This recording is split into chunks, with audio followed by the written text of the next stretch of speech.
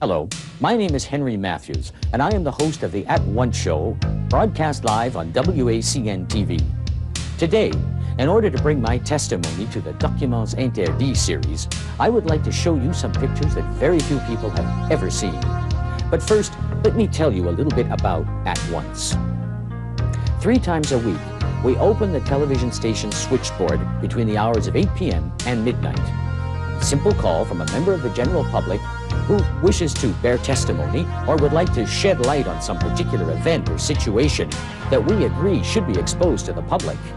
We dispatch a mobile television crew so that we can all witness live the development of the situation. On May 15th, 1989, at 8:45 p.m., we received a call from Mrs. Anna Marie Ferguson at 1036 Sun Avenue. At once, good evening, go ahead. Name and address, please.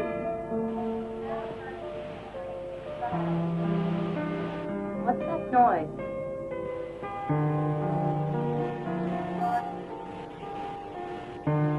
What are they? Animals? Squatters? Water pipes? Have you called the police?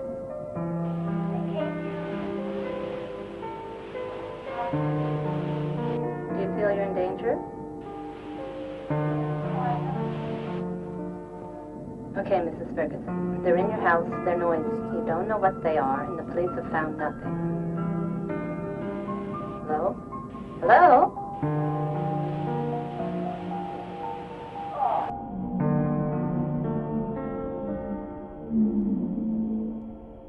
Yeah, 10:36.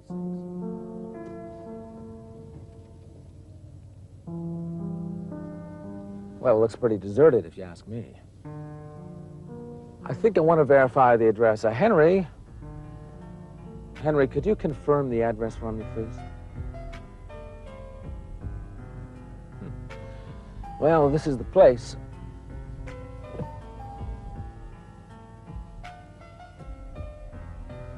I don't see an intercom, so what I think we're going to do is just continue along up the driveway till we get to the house, and I'm sure that we'll find Mrs. Ferguson there. She's probably seen us arrive on the television set, and she should be waiting for us at the front door.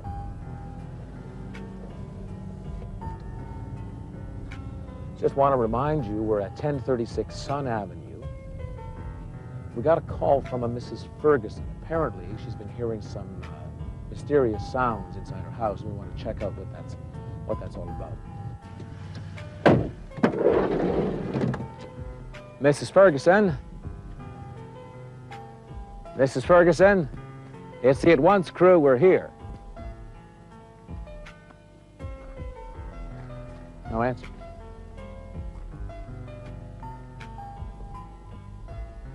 I don't see any lights on up there either. In fact, the place looks a little empty right now.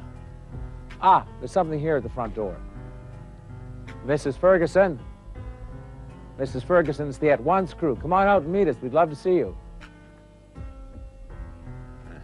Maybe she's a little bit shy, huh? Well, that's okay. Maybe she'd like to remain anonymous.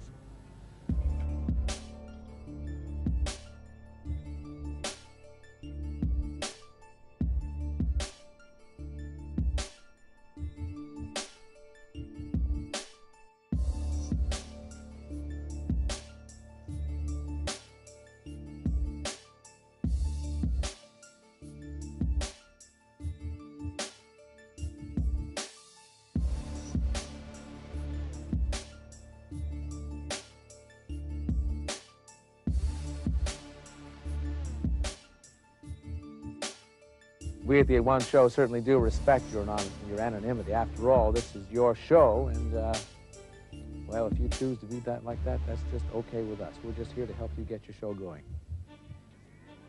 If you can hear me, it's the At Once Show. Would you mind if we came in?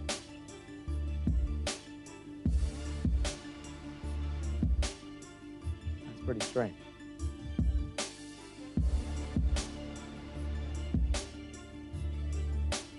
Hello.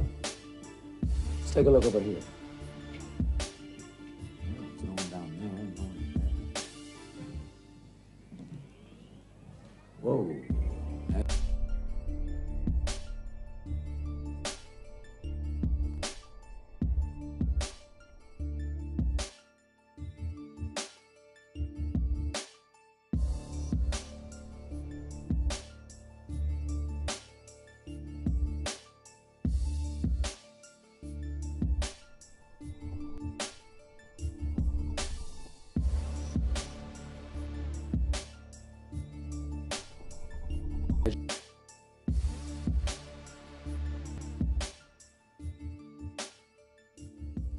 As you can see, this is a very spacious and gracious house.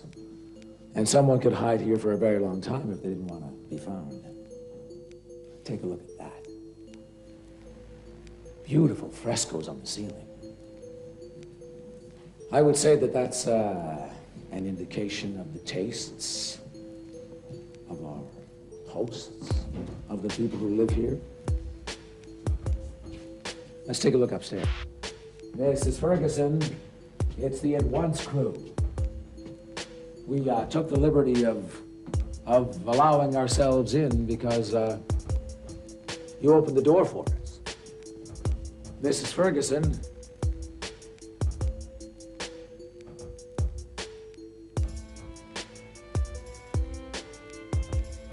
Well, here we are in a small lounge, which is right next door to a much larger lounge. And as I get to take a look around here, I see that it's absolutely filled with pieces of art, all shapes and sizes and descriptions. Obviously, this is the home of a great collector, but we still haven't seen Mrs. Ferguson, nor has she given us any indication of where she is. Henry, can you hear me? Because I certainly cannot hear you. I've got to tell you something. As you might be able to see, our light has gotten quite a bit dimmer. We lost contact. Got off because what happened? It was very strange. I don't know, did you receive me?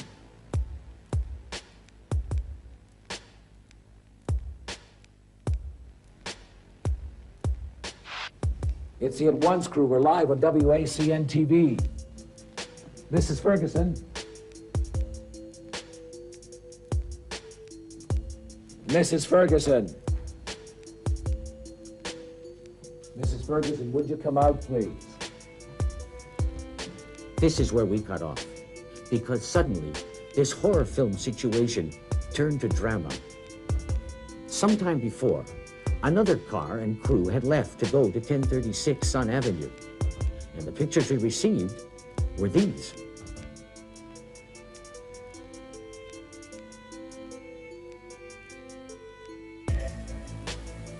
The car was the undeniable proof that it was the same place, 1036 Sun Avenue. Now, watch carefully the pictures that follow. When I put the first clue back on air, this is what I received. Henry Matthews, I think you can still hear me, even though I can't hear you. So I'm going to continue with our visit. I don't know how much you can see, though, because I've never done a live broadcast in the dark. But while we still have a little light left, we're going to see what's around you. Just a second. Come in here. Take a look at this. What? This is very strange. It's all over the floor. I don't know what it is. It looks like it's incredible. It's like snow. It's like snow. In the beginning, we couldn't believe it, and we kept switching from the inside to the outside. But then we had to admit that we were facing some kind of supernatural manifestation, a different reality. I had only to push that on-air button to let 12 million viewers see this spectacle. But I couldn't push the button. This corridor is far too long to be part of the house we live in. I gotta tell you, I don't feel very comfortable with this whole situation. There's something unhealthy, almost unreal about this place. I don't know what it is. One thing I can tell you, it's not fake. And to prove that to you, we're going to keep going until we find out exactly what's going on around here. Mrs. Ferguson! Whoa. I don't know about the quality of the pictures you're still receiving, but can you see that over there? Because it seems to be almost a human-like shape on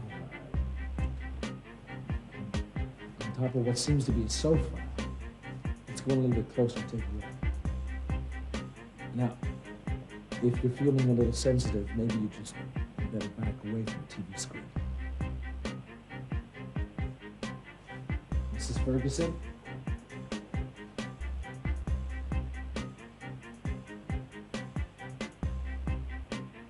That's it. I heard something over there. Let's go check that. Almost beyond this wall.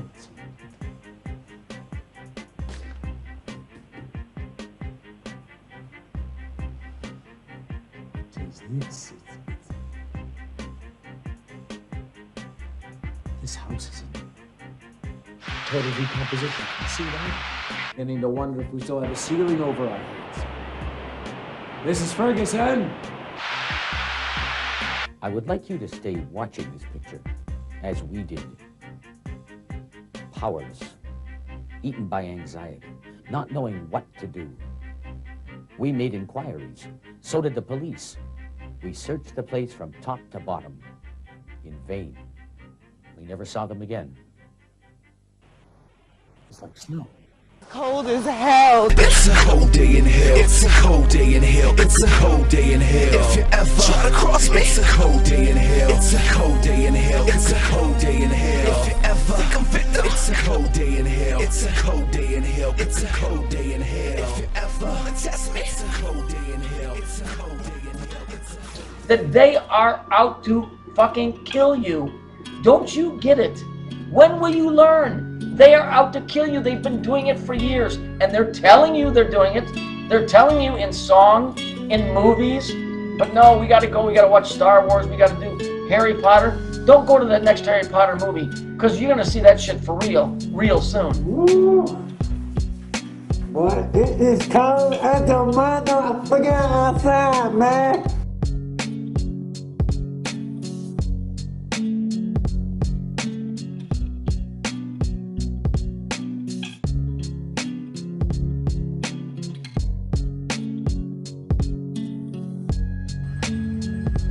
Hell is cold. Cold as ice. Every time a demon comes, like a bad spirit comes, it gets cold in the house.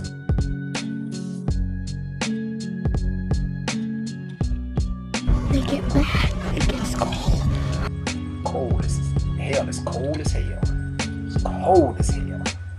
Freezes you up. Nobody wants to be in the cold weather because it's hell. Think about it. I don't know where the fuck we're at. I don't know what they're doing, but it ain't good. So anyway, I remembered back from the, my name is Earl. This clipboard. This said, take me back. Here's the broad. Just take me back. I love you. Remember, it's cold in prison. Okay? Notice the size of the door in comparison to the dude. This is the Titans. Okay, it's pretty clear what they're doing. They're trying to bust the gates of hell open. Everybody thinks hell is fire. It's not.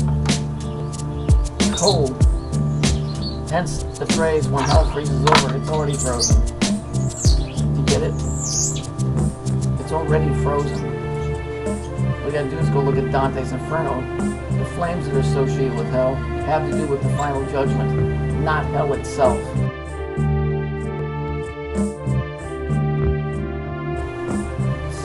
This is not a good thing here. Okay? I don't know what the fuck these guys are doing, but I do know they're messing around with something, and it's trying to get these dudes out.